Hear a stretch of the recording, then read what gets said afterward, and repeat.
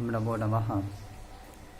अद्य वयं मीमांसादर्शनस्य चिन्तनाय प्रवृत्ताः स्मः। मीमांसादर्शनं नाम अत्यन्तं प्रसिद्धं दर्शनं वर्तते।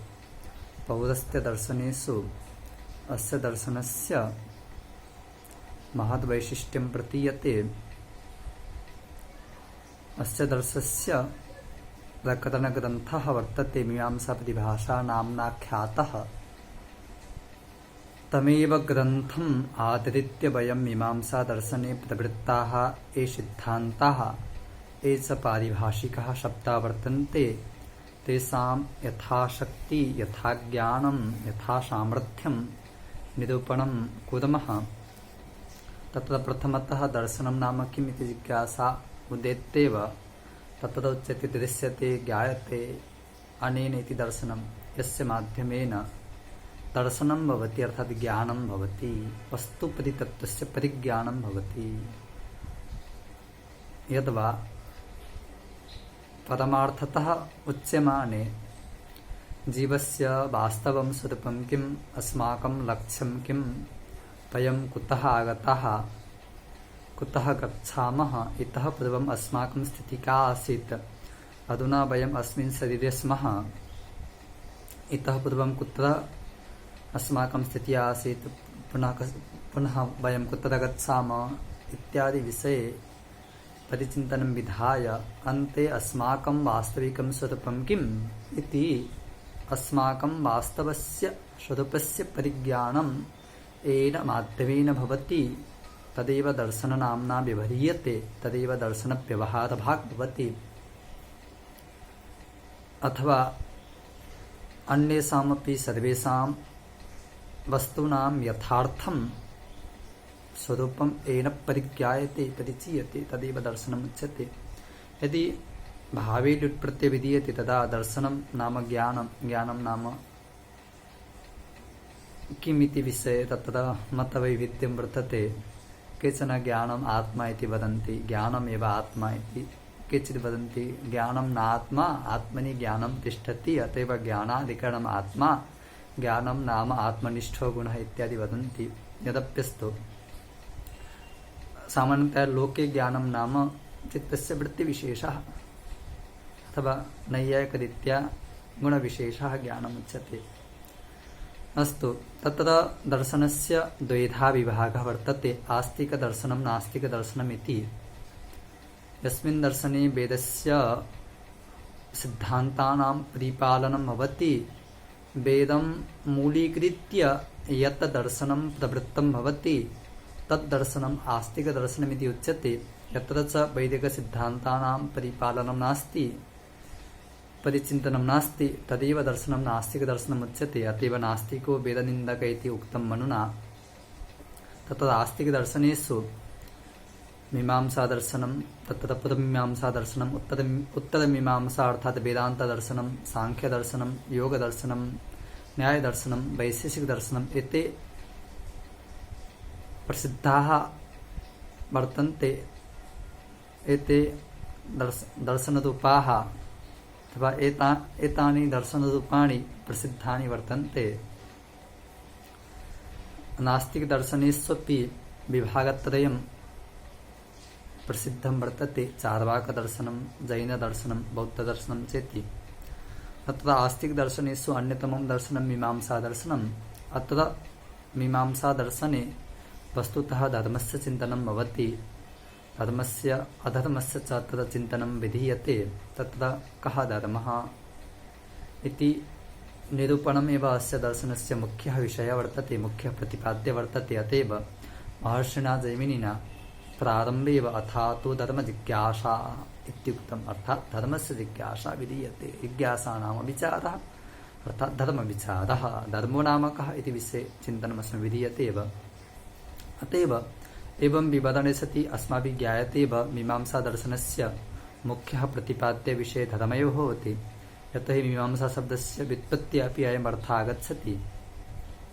मानधातोः, मानधातोः अर्थक इत्यत्र केचन वदन्ति मानधातुः ज्ञानार्थक, ज्ञानं च अत्र विचारात्मकं गृह्यते। अतएव मीमांसा शब्दस्य अर्थः भवति विचारे, यतो हि अस्माभिः स्वार्थे सन् प्रत्यभिधीयते, अत एव मीमांसा शब्दार्थः विचार इति। वस्तुतस्तु मानधातोः अर्थः पूजा, मानपूजायाम् इति। अत एव अस्मात् मानपूजायाम् इत्यस्मात् धातोः मानिर्जिज्ञासायाम् इति अनुशासना जिज्ञासायाम् अर्थे शनि प्रत्यय विहिते सति इत्यादिषु जिज्ञासा इति शब्दस्य इत्यादिषु अङ्गिटापि च जिज्ञासा शब्दस्य निष्पत्ति भवति। जिज्ञासा नाम विचारः, स च विचारः पूजितः विवक्षितः।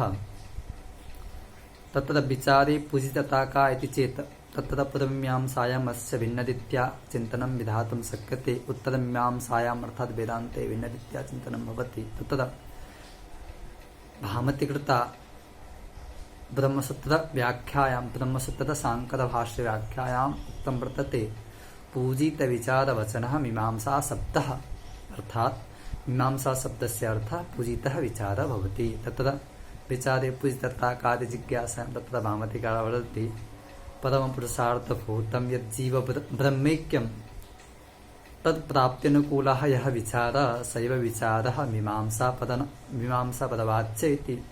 अयमर्थः उत्तरमीमांसायाम् अनुकूलः भवति। तत्रापि उत्तरमीमांसायामपि अद्वैतवेदान्ते अनुकूलः भवति। तत्र पूर्वमीमांसायां तु मीमांसा शब्दस्य अर्थः कर्तव्यः भवति।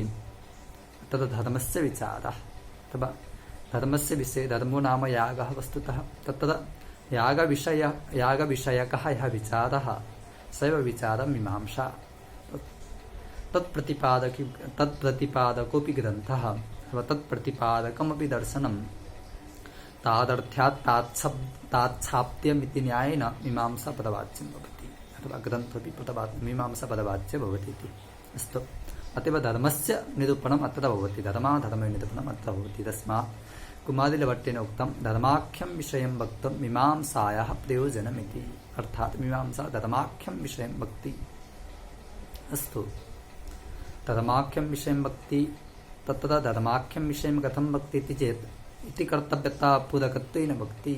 यतो हि धर्मस्य निरूपणं, धर्मो नाम यागः, तस्य विशेषचिन्तनम् अस्माभिः विधीयते। तत्र धर्मस्य निरूपणं वेदेषु वर्तते, परन्तु वेदविहितः धर्मः कथं कर्तव्यः इति, कथं भावाकाङ्क्षा इति कर्तव्यताकाङ्क्षा, अर्थात् अस्य अनुष्ठानं कथं कर्तव्यमिति आकाङ्क्षा भवति। यथा केनचित् पुरुषेण यदा उक्तं कुठारेण वृक्षं छिन्धि इति, तदा जिज्ञासा भवति कुठारेण केन प्रकारेण वृक्षछेदनं कर्तव्यम् इति, तत् कथं भाव केन उपायेन इदं कार्यम् अस्माभिः सम्पाद्यम् इत्याकारिकाया आकाङ्क्षा, सा एव आकाङ्क्षा कथं भावाकाङ्क्षा इति कर्तव्यताकाङ्क्षा भवति।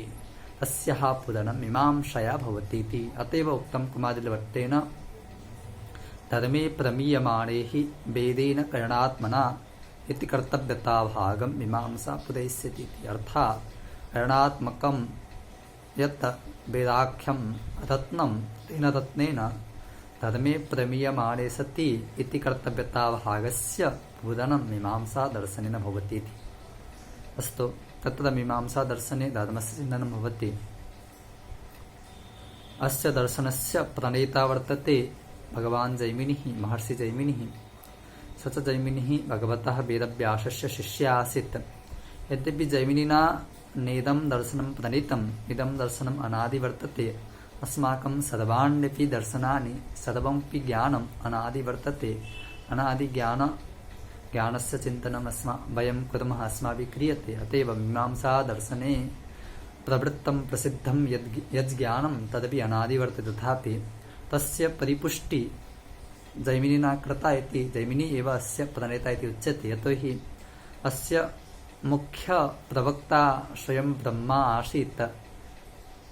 यथा योगशास्त्रस्य प्रवक्ता ब्रह्मा इति उच्यते, हिरण्यगर्भ इति उच्यते, तथैव मीमांसा दर्शनस्यापि प्रवक्ता प्रणेता वस्तुतः हिरण्यगर्भ एव अस्ति, ब्रह्मा एव अस्ति। स ब्रह्मा प्रजापते अस्य दर्शनस्य ज्ञानं प्रददौ। स प्रजापतिः इन्द्राय इदं ज्ञानं दत्तवान्। इन्द्रश्च आदित्याय, आदित्यः वसिष्ठाय, वसिष्ठः पराशराय, पराशरः कृष्णद्वैपायनाय कृष्णद्वैपायनः जैमिनिः अस्मान् इति रीत्या अस्मभ्यम् इदं ज्ञानं दत्तवान् इति रीत्या एतादृशी परम्परा मीमांसादर्शने प्रचलन्ती वर्तते। तत्र जैमिनिना मीमांसासूत्रं रचितं। तत्र यद्यपि 16 अध्यायाः वर्तन्ते तथापि 4 अध्यायाः अधुना पठनपाठने न सन्ति। अतएव तेषां 4 अध्यायानां पठनपाठनं न भवति। अतएव 12 अध्याया एव पठनपाठादिषु प्रवृत्ता इति कृत्वा मीमांसादर्शनस्य 12 लक्षण इति नाम भवति। 12 लक्षणानां समाहारः इति 12 लक्षणिः। लक्षणं नाम अध्याय तथा च 12 इत्यर्थः। यत् तदा 12 अध्यायाः सन्ति प्रसिद्धाः, अतएव अस्य नाम 12 लक्षण इति भवति। अस्तु, तत्र 12 लक्षणी मुख्यः ग्रन्थः वर्तते।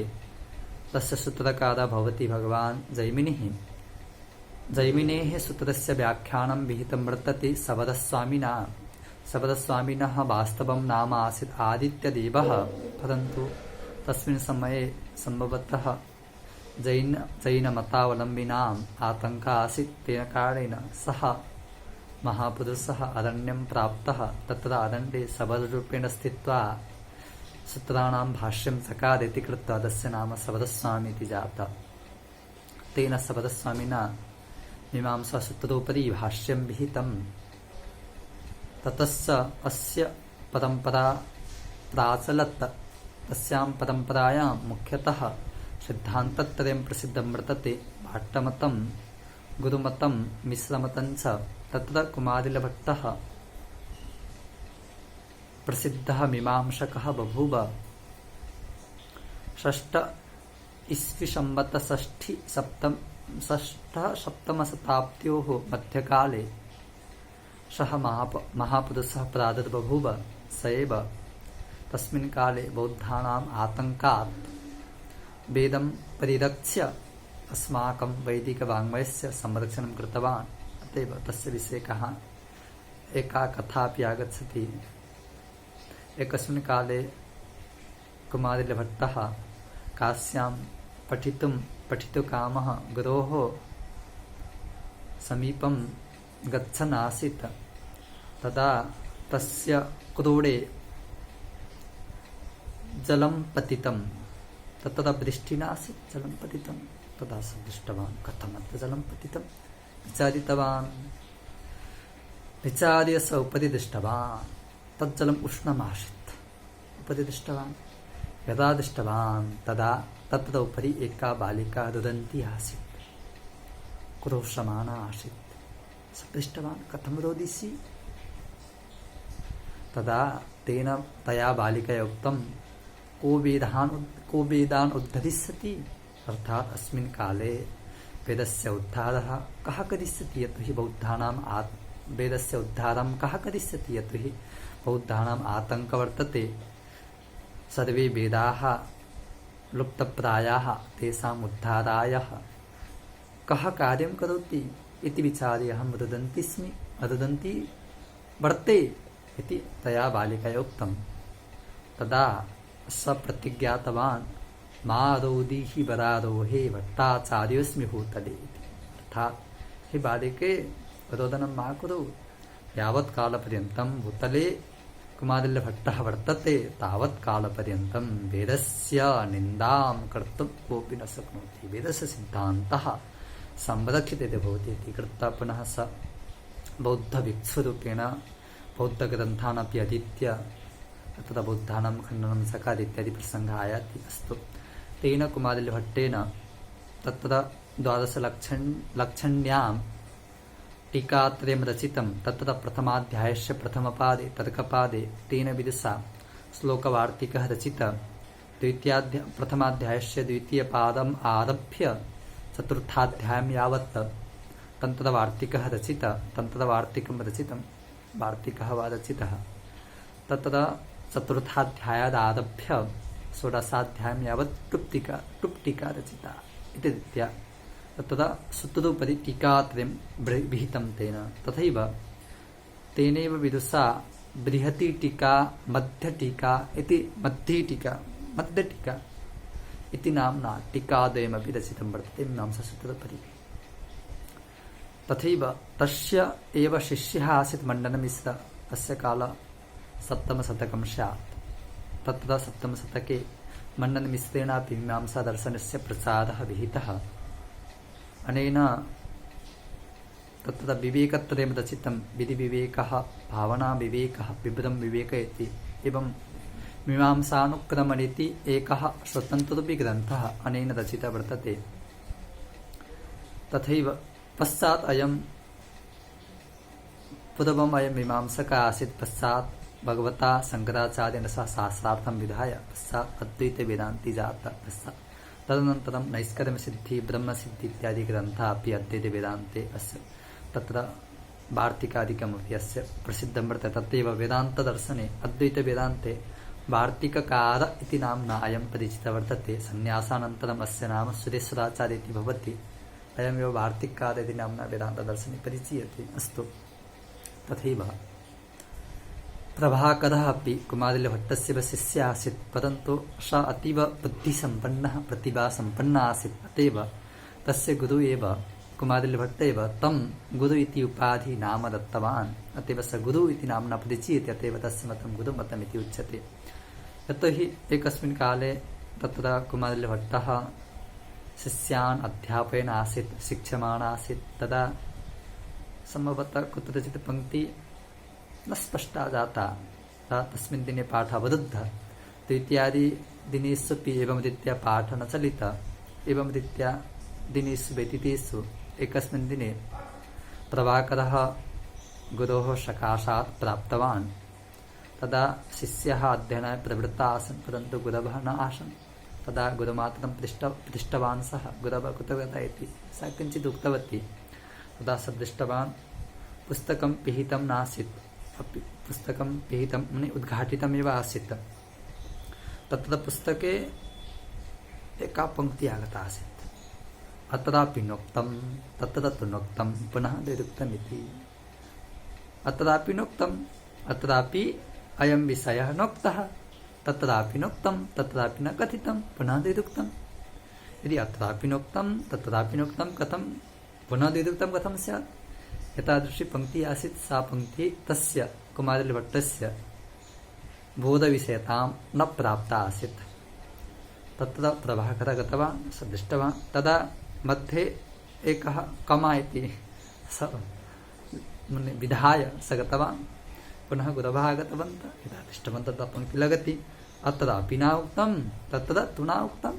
अर्थात् अत्रापि शब्देन सह विषयः उक्तः, तत्र तु शब्देन उक्तः। यदि अत्रापि न उक्तः तत्र तु न उक्तः, द्वैरुक्तः जातेव। तत्र ग्रन्थस्य पङ्क्तिः बोधविषयतां प्राप्ता। तदा स पृष्टवान्, कः आगतः आसीत्? तदा तस्य पत्नी उक्तवती, प्रभाकरः आगतवान् आसीत्। तदा स ज्ञातवान् अस्यैव इदं कार्यमिति। तदा स उक्तवान्, अस्तु, अद्य प्रवृत्तिः भवान् एव मम गुरु जातः। यतोहि या पङ्क्तिः मम ज्ञानविषयतां न प्राप्ता, तस्याः पङ्क्तेः स्फुरणं भवता विहितम्। अत एव भवान् गुरु जातः मम इति रीत्या गुरुणा एव प्रभाकराय गुरु इति उपाधि दत्तः। अत एव स गुरु इति नाम्ना उच्यते, परिचीयते। तस्यापि मतम् अत्र बहु प्रसिद्धं वर्तते। तत्र प्रभाकरेण मीमांसासूत्रस्य उपरि तत्र टीकाद्वयं विशेषतः विहितं वर्तते। बृहती टीका, लघ्वी टीका चेति। एवमेव तत्र प्रभाकरस्य मतानुयायी वर्तते एकः विद्वान् शालिकनाथमिश्र इति नाम्ना प्रसिद्धः। तस्य नाम अस्ति शालिकनाथमिश्र इति। सापि प्रभाकरस्य ग्रन्थोपरि टीकाद्वयं विहितवान्। दीपशिखा ऋजुविमला पञ्चिका च इति। दीपशिखा ऋजुविमला पञ्चिका इति टीकाद्वयं तेन विहितम्। एवं रीत्या गुरुमतमपि प्रचलितं। तत्र कुमारिलभट्टस्यापि समर्थकाः बहवः विद्वांसः जाताः। तत्र कुमारिलमतानुयायिषु एकः प्रसिद्धः विद्वान् वर्तते, पार्थसारथी मिश्र इति। प्रसिद्धः वर्तते पार्थसारथी मिश्र इति। स मिथिला वास्तव्य आसीत्। अस्य कालः दशमशतकं वर्तते। अनेन ग्रन्थेन तत्र अनेन विदुषा भट्टमतम् आदरित्य ग्रन्थत्रयं रचितं। शास्त्रदीपिका इति ग्रन्थः अस्य प्रसिद्धः वर्तते। तथैव अस्य अन्यतपि ग्रन्थद्वयं न्यायरत्नं तन्त्ररत्नम् इति ग्रन्थद्वयम् अस्य प्रसिद्धं वर्तते। एवमरीत्या पार्थसारथिमिश्रः भट्टानुयायी प्रसिद्धः वर्तते। तथैव एकादशशतके मुरारिमिश्र इति प्रादुर्बभूव। तस्य यद्यपि कश्चन ग्रन्थः अधुना नोपलभ्यते तथापि तत्र केषुचित् विषयेषु मिश्रमतात् भट्टमतात् च अस्य मतवैविध्यं वर्तते इति रीत्या मुरारेस्तृतीयपन्था इति अस्यापि मार्गः मीमांसादर्शने प्रसिद्धः। तत्र गङ्गेशोपाध्यायेन चिन्तामणिकृता अस्य मतम् उल्लिखितं वर्तते। तत्त्वचिन्तामणौ इति कृत्वा अस्यापि मतं प्रसिद्धं वर्तते। विशेषतः प्रामाण्यवादादिविषयेषु अपि अन्यत्रापि अस्य मतं प्रसिद्धं वर्तते इति मिश्रमतमपि भवति अत्र प्रसिद्धम्। एवं रीत्या मीमांसादर्शने परम्परा प्रचलन्ती वर्तते। एवं परम्परासु प्रचलन्तीषु कालः व्यतीतः भवति। एवं रीत्या एकः खण्डदेवः इति नाम्ना प्रसिद्धः विद्वान् अपि सप्तदशशतके दक्षिणप्रान्ते मीमांसकः प्रादुर्बभूव। तस्यापि ग्रन्थाः प्रसिद्धाः वर्तन्ते। तत्र भाट्टदीपिका, भाट्टरहस्यं, मीमांसाकौस्तुभम् इति ग्रन्थत्रयं। भाट्टदीपिका, भाट्टरहस्यं, मीमांसाकौस्तुभम् इति ग्रन्थत्रयं तत्र खण्डदेवस्य प्रसिद्धं वर्तते। एवं अन्येपि बहवः मिश्रा जाता, भवनाथमिश्र इति विद्वान् जाता। तस्य मीमांसान्यायविवेकः प्रसिद्धः वर्तते। राघवानन्दस्य न्यायावलिदितिः प्रसिद्धः वर्तते। एवं अन्येपि विद्वांसः वर्तन्ते। तत्र माधवाचार्य विद्यारण्यस्वामी माधवाचार्यस्य अपि मीमांसान्यायमाला विस्तरः इति ग्रन्थः प्रसिद्धः वर्तते। एवं रीत्या मीमांसादर्शने परम्परा प्रचलन्ती वर्तते। एवं लघुआक्षिभास्करस्य अर्थसङ्ग्रहः, श्रीकृष्णायच्चा नामकस्य विदुषः मीमांसापरिभाषा, एवं आपदेवमिश्रस्य मीमांसान्यायप्रकाशः। एवं रीत्या मीमांसादर्शने ग्रन्थकृतां परम्परा प्रचलन्ती वर्तते। तस्यैव दर्शनस्य चिन्तनं वयम् अत्र कुर्मः। तत्र अस्माभिः उक्तमेव आसीत् मीमांसादर्शने अधिकरणमाध्यमेन धर्माधर्मयोः निरूपणं विहितं वर्तते। धर्माधर्मयोः निरूपणमेव अस्य प्रमुखविषयः वर्तते। तत्र मीमांसादर्शने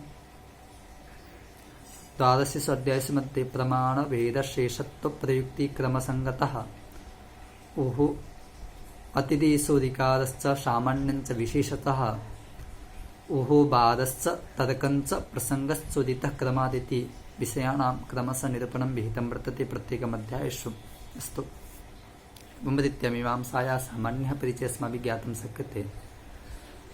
तस्यैव एकः प्रकरणग्रन्थः वर्तते मीमांसापरिभाषा। तत्र मीमांसापरिभाषाग्रन्थे मीमांसादर्शने प्रवृत्तानां बहूनां पारिभाषिकानां शब्दानां बहूनां च सिद्धान्तानां निरूपणं विहितं वर्तते। तस्य ग्रन्थस्य मङ्गलश्लोकः वर्तते, सूर्यनारायणं वन्दे देवीं त्रिपुरसुन्दरीं गुरुनधिगतार्थांश्च निरन्तरमहं भजे। अर्थात् अत्र ग्रन्थकारः वदति सूर्यनारायणम् अर्थात् अस्य पितुः नाम सूर्यनारायणः आसीत्, मातुः नाम त्रिपुरसुन्दरी इति। अतएव अहं सूर्यनारायणं नमामि, पितरं नमामि, मातरं च नमामि। एवं गुरून् अधिगतार्थांश्च, अधिगतः अर्थः एभ्यः तान्, येन गुरुणा अनेन अर्थः विषया लब्धः तानपि गुरून् अहं नमामि इति। यतो हि उपनिषदि उक्तं वर्तते, श्वेताश्वेतोपनिषदि, यस्य देवी परा भक्ति यथा देवी तथा गुरौ तस्यैते कथिताः अर्थाः प्रकाशन्ते महात्मनेति ध्यानेन गुरोः अपि वन्दना विहिता। अत्र श्लोके तन्त्रेण भगवतः सूर्यनारायणस्य भगवत्या त्रिपुरसुन्दर्या च स्तुतिः अपि भवति इति उच्यते। अस्तु, अथैव द्वितीयः श्लोकः वर्तते, बालानां शास्त्रसिद्धान्तलेशबोधाय धीमतां मीमांसा परिभाषेयं क्रियते कृष्ण अर्जुन। अर्थात धीमतां बालानां बुद्धिमतां बालानां शास्त्रसिद्धान्तलेशबोधाय शास्त्रस्य सिद्धान्तानां लेशेन अल्पेन बोधाय अल्पप्रयासेन संक्षेपतः बोधाय संक्षेपेण बोधाय श्रीकृष्ण अर्जुन मीमांसा परिभाषा क्रियते। तत्र प्रथमं प्रकरणमस्ति धर्माधर्मनिरूपणं। तत्र उक्तम् इह खलु महर्षिणा जैमिनिना राजस्तक्षण्यां परमीमांसायां धर्माधर्मो एव अनुष्ठानोपयुक्ते विचारितो। धर्माधर्मयोः अनुष्ठानोपयोगित्वेन विचारणा तत्र वर्तते। तत्र धर्मः कः इति विषये मतवैविध्यं वर्तते। तत्र नैयायिका वदन्ति धर्मो नाम आत्मनिष्ठो गुणविशेषः स च वेदविहितकर्मजन्यः अपूर्वापरपर्याय इति। तब वेदान्तिनः वदन्ति धर्मः न आत्मनि तिष्ठति अपि तु अन्तःकरणे तिष्ठति। अतएव अन्तःकरणनिष्ठः गुणविशेषः धर्मः। कश्चित् विशेषः पदार्थः एव धर्मः स च अन्तःकरणे तिष्ठति इति वेदान्ते प्रसिद्धं वर्तते। एवम् अन्यत्रापि तत्र जैनादिदर्शनेषु पुद्गलनामकः परमाणुविशेषः धर्मः इति प्रसिद्धः वर्तते। एवम् अन्यत्र धर्मस्य चिन्तनं यतोऽभ्युदयनिःश्रेषसिद्धेः स धर्मः इत्यादि विचारणा वर्तते। वेदोक्तः परमो धर्मः धर्मशास्त्रेषु चापरः शिष्टाचारश्च शिष्टानां त्रिविधं धर्मलक्षणमिति प्रसिद्धं वर्तते। अतएव धृतिक्षमादमुस्तेयं शौचमिन्द्रियनिग्रहः निर्विद्या सत्यमक्रोधो दशकं धर्मलक्षणम् इत्यादिकं धारणार्थं मिथ्याहुर्धर्मेण वृत्ता प्रजा यस्याधारणसंयुक्तः सधर्मिति निश्चयः देशे कालोपायेन तदव्यं श्रद्धा समन्वितं पात्रे प्रदीयते यत्तत् सकलं धर्मलक्षणम् इत्यादि प्रसिद्धं वर्तते। तथैव याज्ञवल्क्यो वदति इच्छाचारदमाहिंसा दानस्वाध्यायकर्मणाम् अयं तु परमो धर्मः यद् योगेन आत्मदर्शनम्। अर्थात् योगेन आत्मनः दर्शनम् एव परमधर्म इत्यादयपि धर्मः इति निरूपणं वर्तते। अस्तु तत्र मीमांसादर्शने धर्मो नाम यागः यागादिरेव धर्मः इति। धर्मो नाम यागः चोदनालक्षणोऽर्थः धर्मः इति मीमांसासूत्रं वर्तते। चोदना नाम वेदप्रवर्तना। अर्थात् वेदेन यस्य लक्षणं विहितं वेदः इयं कर्तव्यत्वेन वदति स एव धर्मः स एव यागादिरूपः धर्मः इति उच्यते। इति धर्म च कर्तव्यत्वेन अनुष्ठेय भवति। अनुष्ठेय अर्थात् अनुष्ठानविषयः भवति कर्तव्यत्वेन। तथैव अधर्मोऽपि अनुष्ठानोपयुक्तया तद् विचारितः वर्तते। अधर्मोऽपि वेदाविहितः। अर्थात् वेदे वेदाविहितिः न वक्तव्यं। वेदे अकर्तव्यत्वेन उक्तः यः विषयः स एव अधर्मः। तथा न कलञ्जं वक्षे इत्यादि। कलञ्जं नाम तत्र चिन्तनमस्मिन् विधीयते एव। सुरापानब्राह्मणहननादिकं सर्वम् अधर्मपदवाच्यं भवति। तत्र धर्माधर्मयोः विशेषतः विहितम् अत्र भवति। तत्र धर्मस्य प्रवृत्त्यात्मक अनुष्ठानोपयुक्तया अधर्मस्य निवर्तनाविषयत्वेन इदं वक्तुं शक्यते। धर्मस्य प्रवर्तनाविषयत्वेन चिन्तनमस्ति अधर्मस्य निवर्तनाविषयत्वेन चिन्तनमस्ति इति रीत्या धर्माधर्मौ अनुष्ठानोपयुक्तया तद् विचारितो वर्तते। अस्तु इतः परम् अस्माभिः चिन्त्यते एव तत्र धर्मः कः वेदबोधितेष्टसाधनता कः धर्मः वेदेन यस्य इष्टसाधनता बोधिता स धर्मः स च यागाति इत्यादि निरूपणम् अस्माभिः पुनः क्रमशः क्रियते। हरि ओम्।